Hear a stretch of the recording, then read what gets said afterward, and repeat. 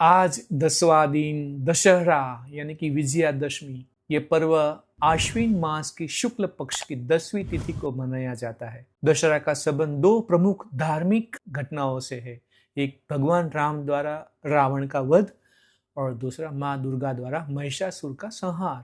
इसीलिए यह पर्व संपूर्ण भारत में भिन्न भिन्न रूप में मनाया जाता है, परंतु मूल भावना एक ही है, बुराई पर अच्छाई का विजय। दशहरा के दो मुख्य धार्मिक आधार है।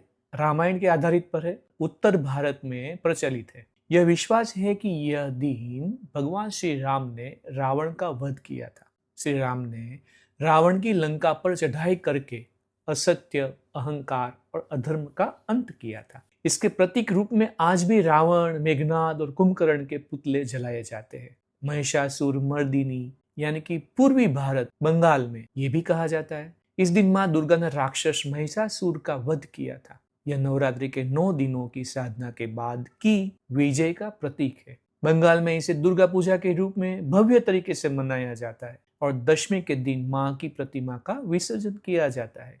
दशहरा का नाम कैसे पड़ा? संस्कृत में दश यानी कि 10, हरा हारना। दशहरा का शाब्दिक अर्थ है 10 सिर वाले रावण का अंत। इसे विजयादशमी भी कहा जाता है, जिसका अर्थ है 10वीं तिथि पर मिली विजय। दशहरा का सांस्कृतिक महत्व हर अलग अलग क्षेत्र में परंपरा के हिसाब से होता है। उत्तर भारत में रामलीला का मंथन होता है, रावण दहन होता है। बंगाल, ओडिशा में दुर्गा पूजा, महाराष्ट्र में अपराजिता देवी की पूजा, शमी वृक्ष की पूजा, गुजरात में गरबा और दांडिया, कर्नाटक मैसूर में दशहरा महोत्सव, भव्य जुलूस निकलता है। धार्मिक अनुष्ठान और परंपराएं होती है।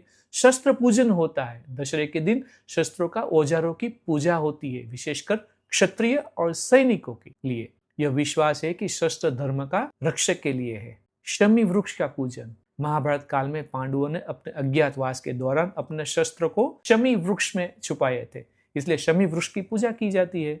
सौभाग्य, विजय और समानता का कामना किया जाता है। सिंदूर खेला बंगाल में ये भी है। दुर्गा विसर्जन से पहले महिला एक दूसरे को सिंदूर लगाकर माँ दुर्गा से सुखद और वैवाहिक जीवन की कामना करती है।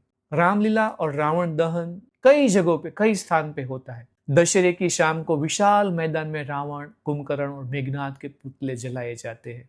यह दहन दर्शाता है कि अहंकार, लोभ और अधर्म की हमेशा हार होती है। आध्यात्मिक संदेश क्या है? सत्य की विजय निश्चित है, देर से लेकिन हो जाती है। अहंकार का अंत निश्चित है, चाहे कितनी भी शक्तिशाली क्यों न हो। धैर्य, संयम और धर्म के मार्ग पर चलने वाले कभी हारते नहीं। नारी शक्ति यानी कि माँ दुर्गा को